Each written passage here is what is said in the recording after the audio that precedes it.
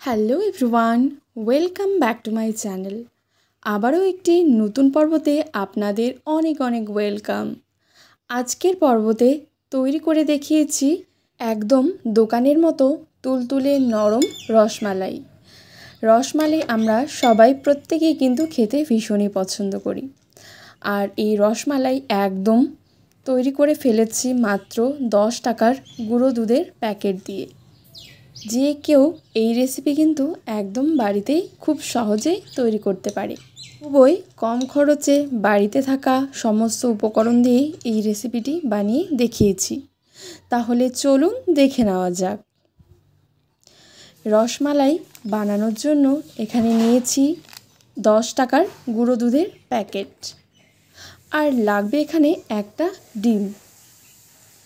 এবার ডিমটাকে ফেটিয়ে নিতে হবে, আর এখানে একটা ডিম হলেই হয়ে যাবে। ডিমটাকে এবার কাঁটা চামচের সাহায্যে ফেটিয়ে নিচ্ছি ভালো করে। ডিমটাকে ভালো করে ফেটিয়ে নিয়েছি।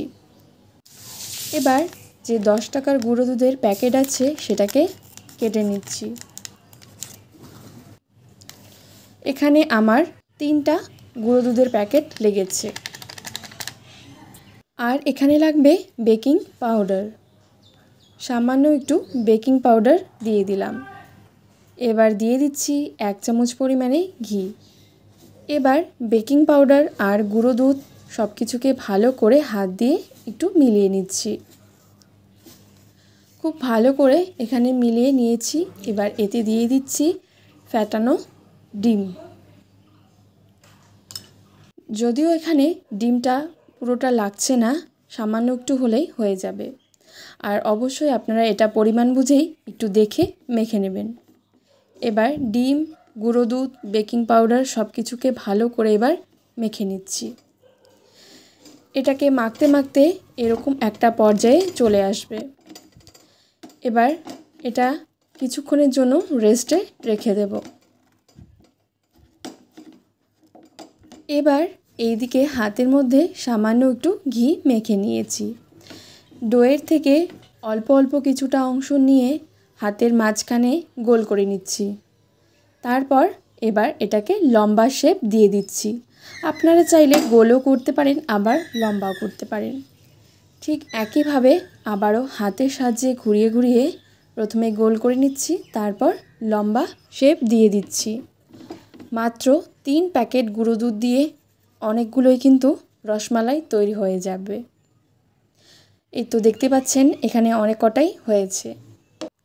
এবার কড়াইয়ে জল দিয়ে দিচ্ছি। এবার 2 প্যাকেট আরও গুঁড়ো দুধ দিয়ে ভালো করে দুধটাকে মিশিয়ে নিচ্ছি। একবার বলক ওঠা মাত্রই এবার এই শেপগুলোকে দিয়ে দিচ্ছি। প্রায় সবগুলো শেপ দিয়ে এবার এটাকে ঢেকে একদম মিডিয়াম ফ্লেমে সেদ্ধ করে নেব। প্রায় 5 থেকে 6 মিনিট পর আপনারাও দেখতে পাচ্ছেন এটা ফুলে একদম ডাবল হয়ে গেছে। এবার কড়াইয়ের একটা সাইড নিয়ে এটাকে নাড়া দিয়ে দিচ্ছি। রসমালাই পারফেক্টভাবে তৈরি হলে কখনো এটা ভেঙে যাবে না। এবার এই পর্যায়ে দিয়ে দিচ্ছি পরিমাণ মতো চিনি। এখানে আপনারা চিনির পরিবর্তে কনডেন্স মিল্কও ব্যবহার করতে পারেন। আর চিনির পরিমাণটা আপনারা বুঝেই দেবেন। যে যতটা পরিমাণে মিষ্টি খান ঠিক ততটা পরিমাণে চিনিটা ব্যবহার করবেন। আর 2টো এলাচের মুখ ফাটিয়ে আবারও এটাকে ঢাকা দিয়ে লো ফ্লেমেই ফোটাতে থাকবো। 1 প্যাকেট গুঁড়ো দুধকে ঘন করে মিশিয়ে নিয়ে এর মধ্যেই দিয়ে দিচ্ছি, যাতে রসমালাইয়ের শিরাটা আরও বেশি ঘন হয় আর খেতেও খুবই ভালো লাগে। তৈরি কিন্তু হয়ে গেল একদম পারফেক্ট দোকানের মতো তুলতুলে নরম রসমালাই। যখন তখন মন চাইলে এরকম মিনি গুঁড়ো দুধের প্যাকেট দিয়েই কিন্তু রসমালাই বাড়িতে তৈরি করা যায়। মাত্র 10 থেকে 15 মিনিটের মধ্যে কিন্তু এই মিনি গুঁড়ো দুধের প্যাকেট দিয়ে রসমালাই তৈরি করা যায়। একদম দোকানের মতোই দেখতে হয়েছে, আর খেতেও কিন্তু দোকানের মতো তার থেকেও বেশি টেস্টি। নিজের হাতে বানানো জিনিস খেতে তো আরও বেশি টেস্টি হবে। যখন তখন মন চাইলে এরকম রসমালাই কিন্তু বাড়িতেই একদম অনায়াসে তৈরি করা যায়। এই তো দেখতেই পাচ্ছেন কত সুন্দর কিন্তু এটা ভেতরটাও জুসি হয়ে গেছে। এটা অবশ্যই একটু ফ্রিজে ঠান্ডা করেই রেখে খাবেন, তাহলে আরও খেতে বেশি ভালো লাগবে। দেখতে পেলেন কত সুন্দরভাবে একদম ঘরে থাকা সামান্য উপকরণ দিয়েই এটা তৈরি করে ফেলেছি। অসম্ভব মজার খেতে হয়েছে এই রসমালাইয়ের রেসিপি। সত্যি আপনারা না খেলে এটা একদমই বুঝতে পারবেন না। তাও মাত্র 10 টাকার মিনি গুঁড়ো দুধের প্যাকেট দিয়েই এটা তৈরি করে ফেলেছি।